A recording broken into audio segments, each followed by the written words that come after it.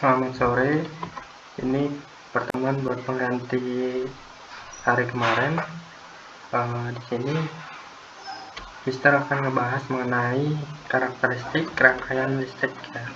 Nah, di sini kan kemarin sudah kita bahas juga ya mengenai hukum Kirchhoff, terus ada rangkaian hambatan listrik. Nah, di sini akan dijelaskan kembali supaya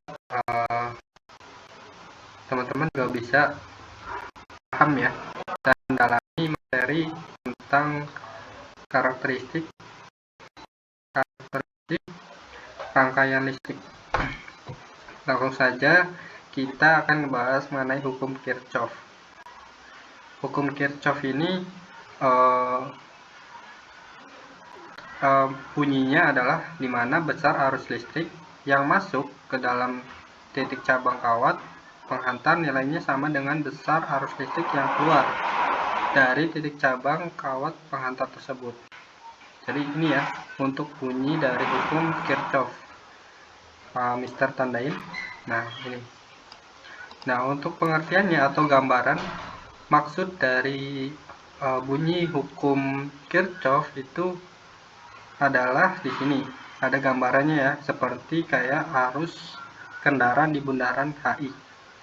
Jadi di sini kan ada arus masuk kendaraan ke titik bundarannya dan ada yang keluar lagi ke jalur yang lain gitu.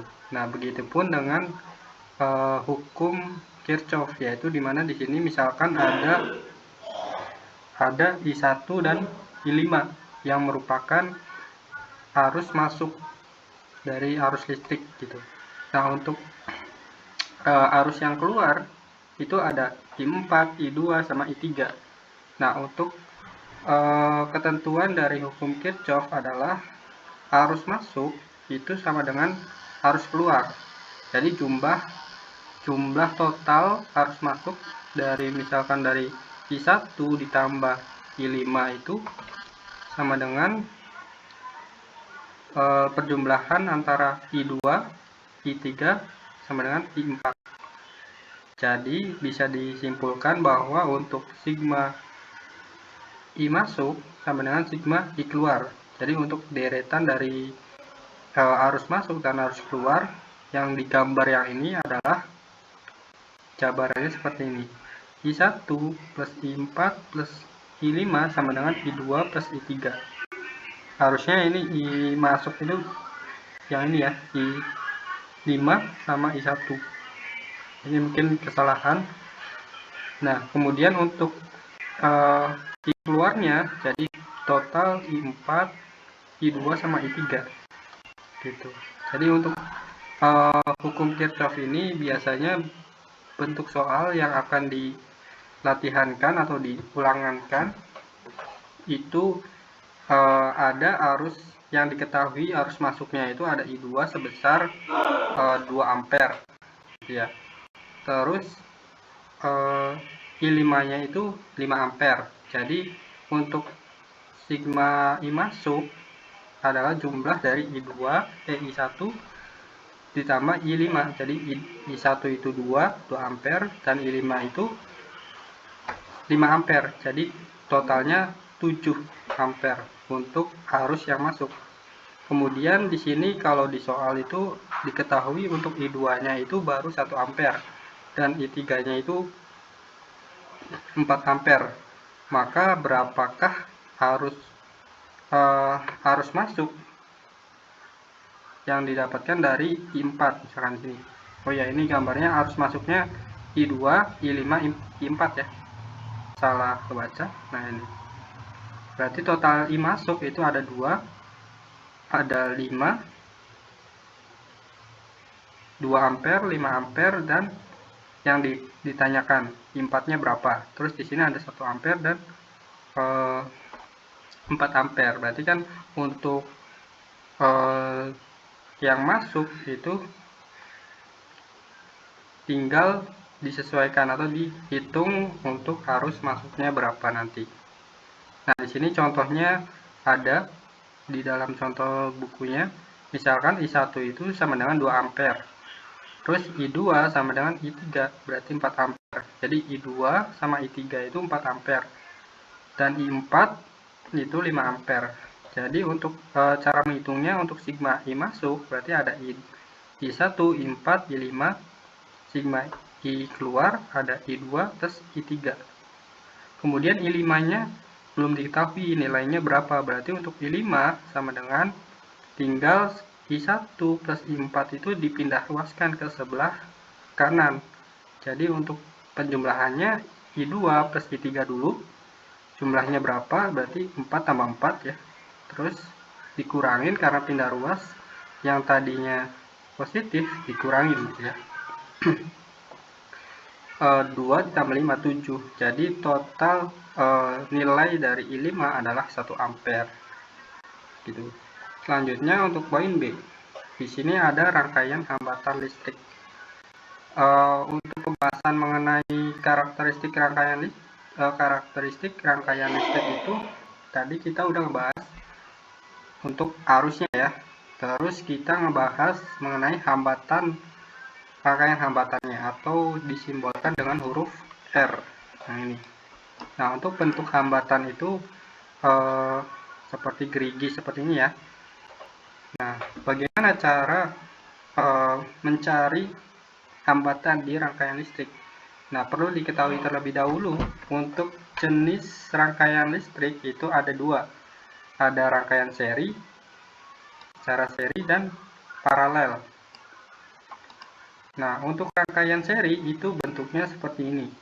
Jadi dari kabel voltnya di sini arusnya mengalir dari kiri ke kanan, gitu ya. Nah, untuk rangkaian seri itu pasti hambatannya itu searah dengan arah kabelnya. Jadi lurus gitu ya, tidak ada percabangan. Nah, kalau untuk rangkaian paralel itu arus yang mengalir itu akan bercabang terlebih dahulu, membentuk 2 ataupun 3 dan seterusnya. Nah, bercabang seperti ini. Di sini ada R1, di bawahnya ada R2.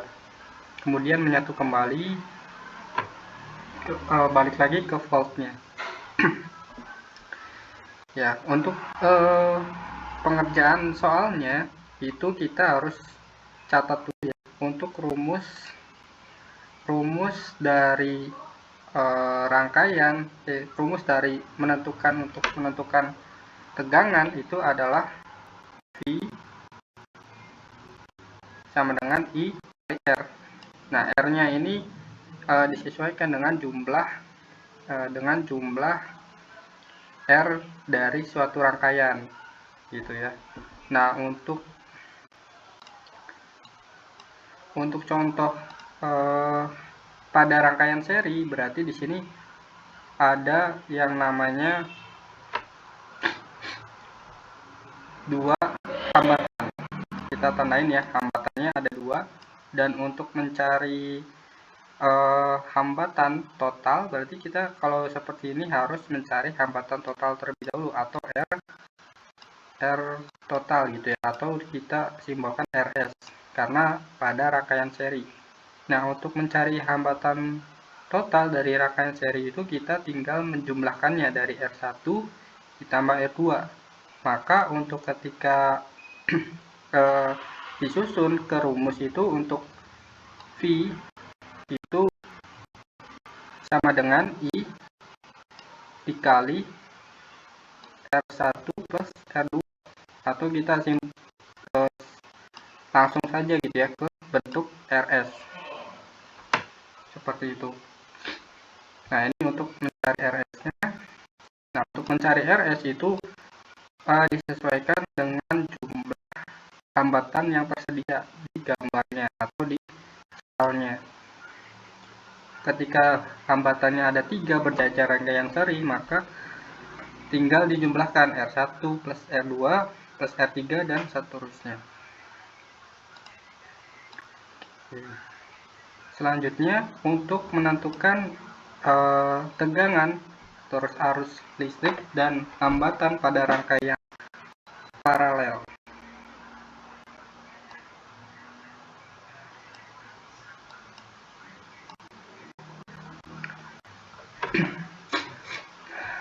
Untuk karena bisa dilihat ya, untuk hambatan di rangkaian paralel itu ada percabangan.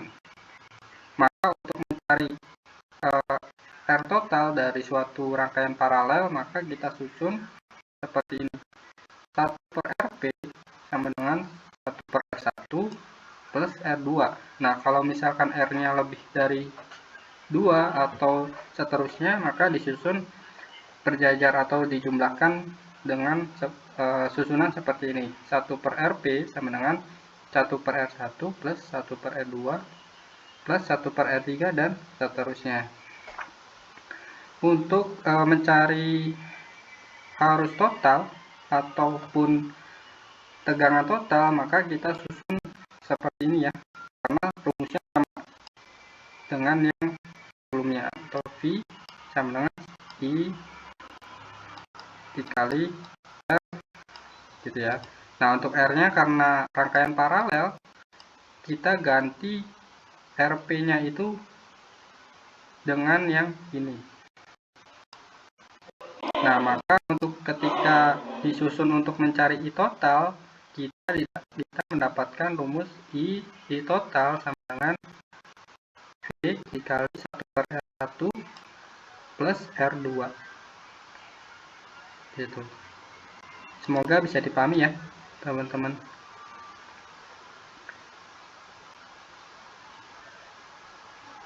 Selanjutnya kita coba ke contoh soal.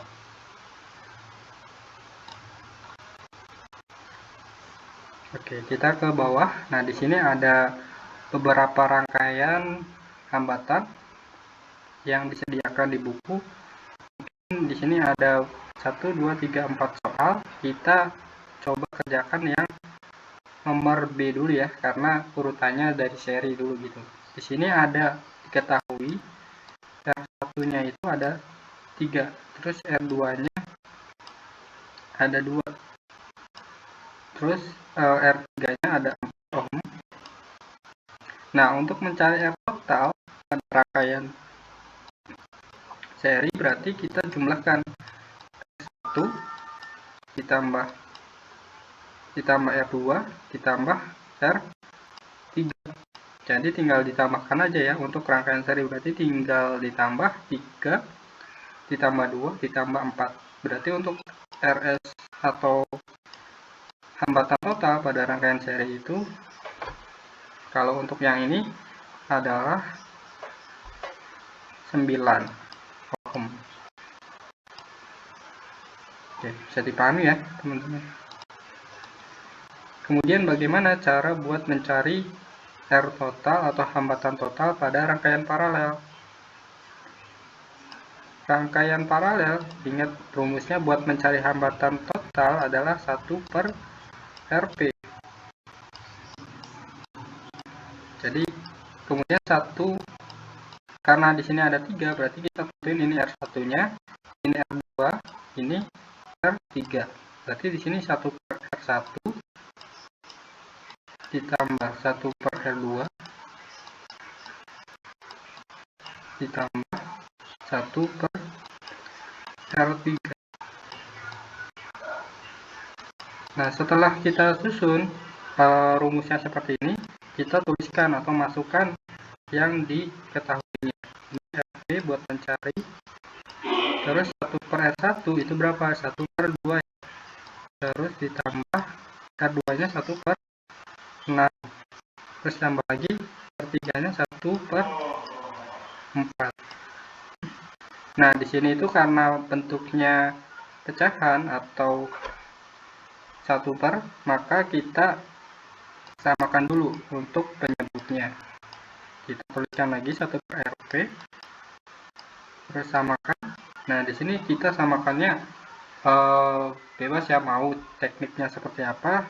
Kita gunakan cara dikali 2 saja. Berarti di sini penyebutnya 12. Di sini berarti buat dapetin nilai 12 itu dikali 6 ya. Berarti di sini nilainya 6.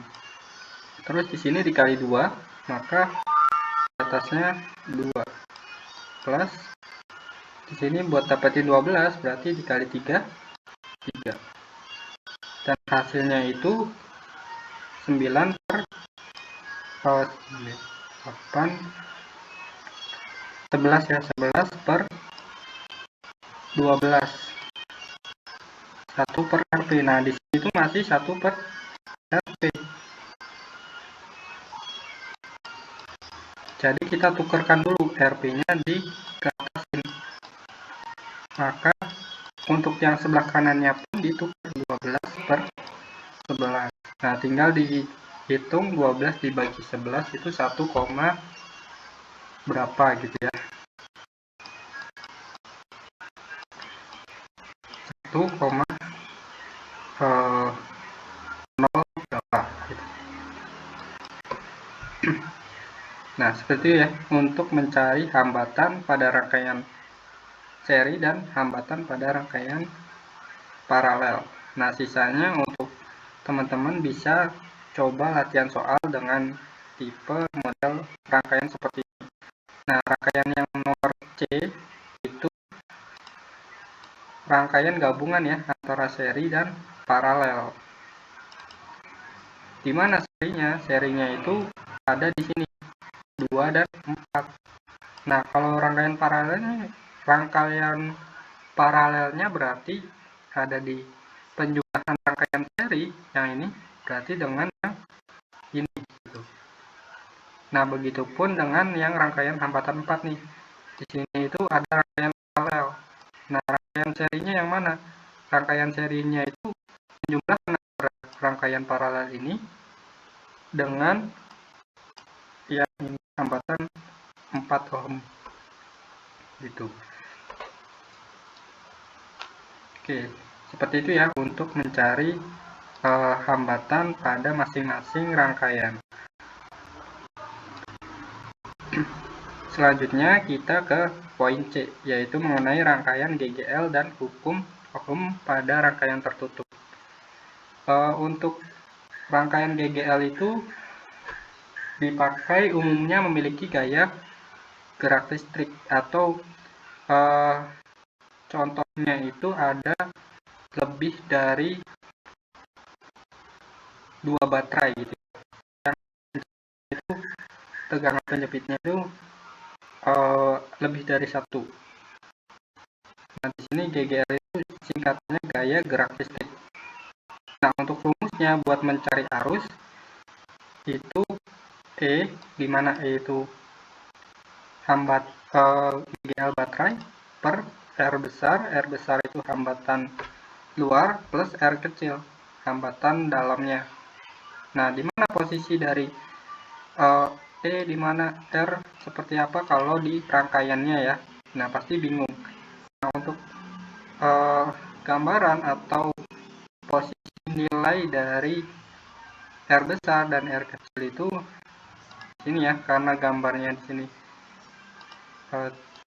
belum ditampilkan, maka ditampilkan saja di sini.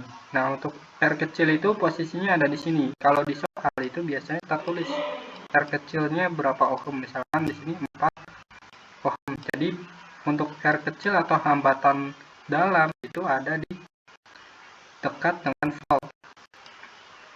Dan untuk nilai E atau GGL-nya itu ada di dekat, biasanya bergantian dengan volt. Jadi GGL itu hasil perhitungan dari voltnya dengan rangkaian tertentu gitu ya. Berarti sudah paham ya. Untuk R besar kan di sini sama dengan hambatan luar.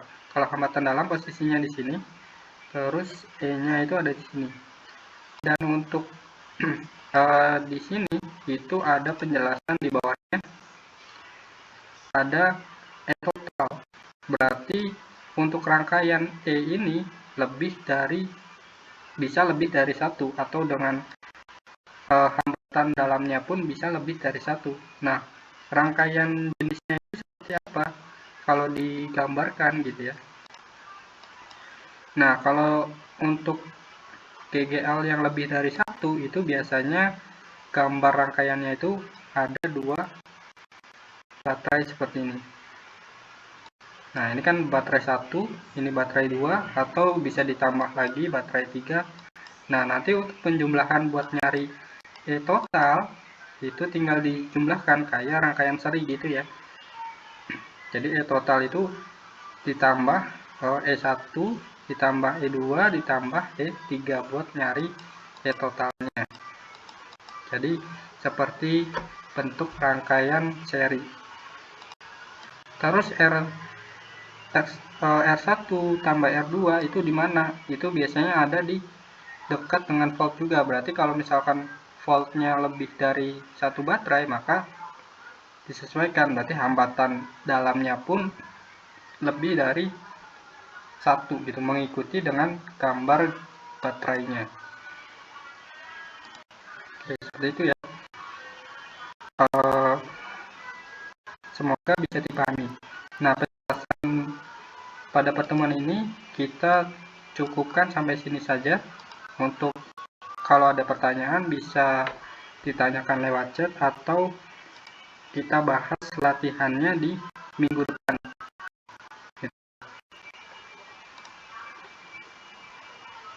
Oke, sekian dulu penjelasan dari Mister. Kurang lebihnya mohon maaf. Terima kasih, selamat sore.